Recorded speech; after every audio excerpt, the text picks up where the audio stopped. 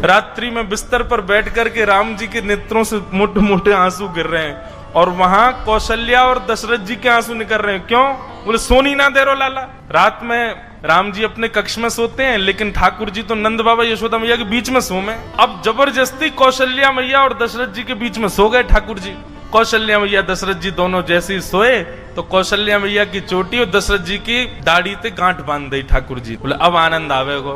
थोड़ी देर में दशरथ जी उठे तो यहाँ कौशल्या जी की चोटी खींचे, दशरथ जी की दाढ़ी खींचे और ठाकुर जी ताली बजा में आनंद आ गयो, आनंद आ गयो, आनंद आ गयो। कौशल्या मैया भूली, बोले ये राम तो नहीं कर सकते। तभी बैठा करके दीर्घ गंभीरता से जैसे ही ठाकुर जी के मुख की ओर देखा तो कभी इधर नेत्र घुमाते हैं, कभी इधर नेत्र घुमाते हैं, कभी नीचे देखते हैं, कभी कहीं देखते हैं। अचानक से कौशल्या मैया ने कहकर के पुकारा कृष्ण।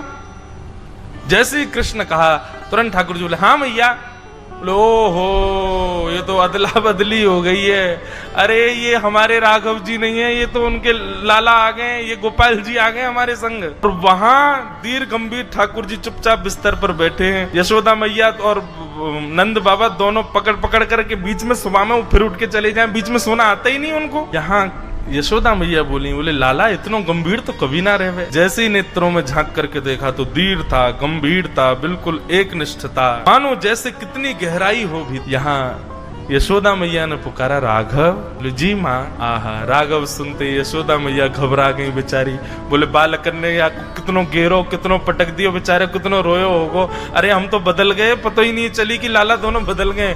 यहाँ से पकड़ करके राघव जी को लेकर के मैया गई, वहां से साकेत से ठाकुर जी को लेकर के श्री कौशल्या मैया आई।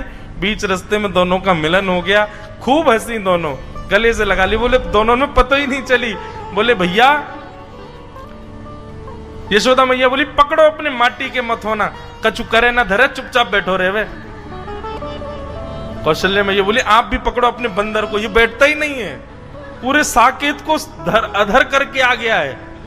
दशरथ जी की सफेद दाढ़ी पीली पड़ गई है, पूरे पे कड़ी लगा दी है। ऐसे आनंद का वो भाव